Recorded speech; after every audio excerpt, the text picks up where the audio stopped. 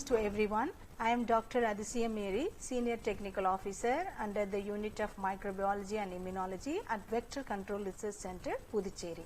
Vector Control Research Center, abbreviated as VCRC, comes under Indian Council of Medical Research, in turn under Department of Health Research under Ministry of Health and Family Welfare, Government of India. The vision statement of VCRC is to make the nation free from vector-borne diseases.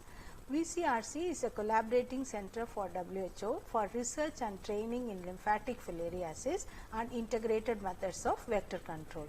Dr. Ashwini Kumar is the present director of the center. By the able leadership and untiring effort of Dr. Ashwini Kumar, our center's activities and achievements are spreading fast in state, national and global level. I am immensely happy to work under his leadership.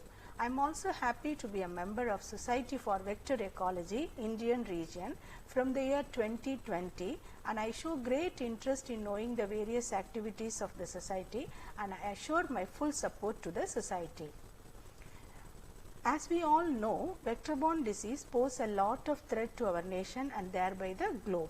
The major vector-borne diseases include malaria, filaria, dengue, chikungunya, Zika, yellow fever, KFT, JE, typhus fever, plague, leishmaniasis, trypanosomiasis, schistosomiasis, etc.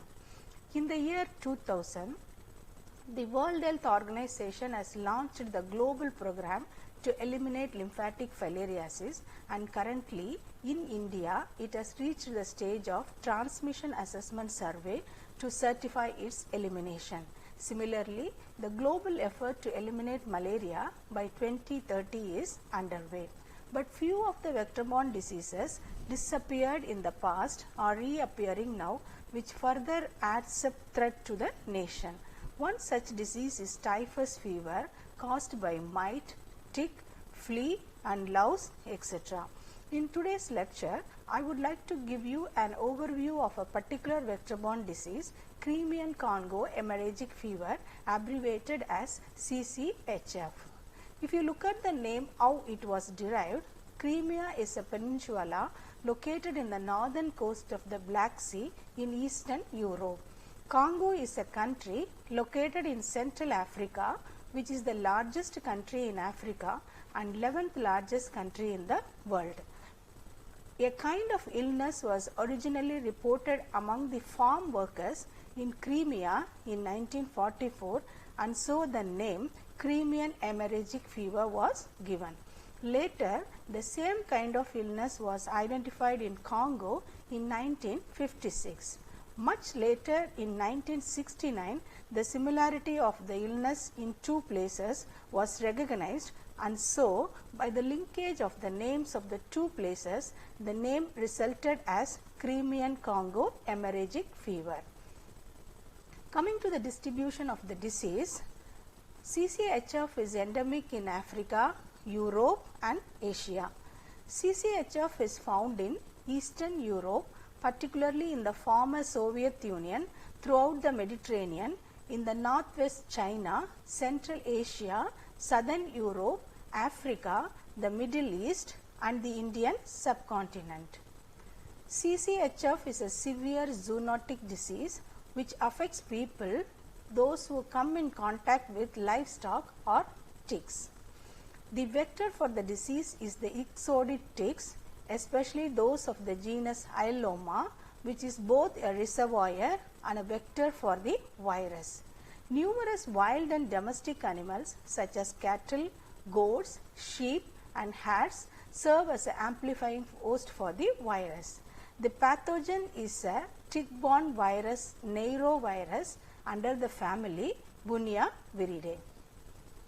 If you look at the transmission of the disease, the virus is transmitted to people either by tick bite or through contact with infected animal or body fluids or tissues during or immediately after slaughtering. The majority of cases have occurred in people involved in the livestock industry, agricultural workers, slaughterhouse workers and veterinarians. Documented spread of CCHF has also occurred in hospitals due to improper sterilization of medical equipment, reuse of injection needles and contamination of medical supplies. If you see the risk of exposure, animal herders, livestock workers and slaughterhouse workers in endemic areas are at risk of contracting the disease. Healthcare workers in endemic areas are at risk of infection through unprotected contact with infectious blood and body fluids. Individuals and international travelers with contact to livestock in endemic regions may also be exposed. If you look at the clinical symptoms, after the incubation period of 3 to 6 days, there is a sudden onset of symptoms such as headache, eye fever, back pain, joint pain, stomach pain and vomiting. Also red eyes, a flushed face, a red throat and petechia, which is a red spot on the palate, are more common. Symptoms may also include jaundice and in severe cases changes in mood and sensory perception. As the illness progresses, a larger area of severe bruising, severe nosebleeds and uncontrolled bleeding at injection sites can be seen, which begins on the 4th day of illness and lasts up to 2 weeks. In documented outbreaks of CCHF, fatality rates in hospitalized patients have ranged from 9% to as high as 50%. The diagnosis of the disease is usually done with antigen capture ELISA, a real-time polymerase chain reaction, virus isolation attempts and detection of antibody by ELISA. Immunohistochemical staining can also show the evidence of viral antigen in formalin fixed tissue sections. Handling and processing specimen requires suitably equipped laboratories under maximum biological containment conditions, and staff collecting the samples should be adequately trained. Coming to the treatment of the disease, the treatment is primarily supportive. Care should include careful attention to body fluid balance and correction of electrolyte abnormalities, oxygenation and hemodynamic support, and appropriate treatment of secondary infections if any. The virus is sensitive in vitro to the antiviral drug ribavirin. It has been used in the treatment of CCHF patients reportedly with some benefit. So, the recovery, if you see, the long-term effects of CCHF infection have not been studied well enough in survivors to determine whether or not a specific complication exists. So, recovery is, however, very slow.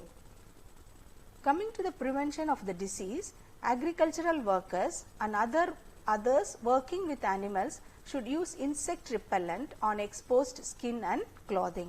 Insect repellents containing DEET are the most effective in warding off the ticks. Wearing gloves and other protective clothing is recommended. Individuals should also avoid contact with blood and body fluids of livestock or humans who show symptoms of infection. It is important for the health workers to use proper infection control precautions to prevent occupational exposure. The management of the disease, if you see, there is no drug available as of now, and generally it is managed by taking adequate fluids. Coming to the control of vector and vector bite, control of vector can be attained by a complete attire and not exposing the skin for the tick bite, use of fumigation in the dense habituated place where the vectors are abundant.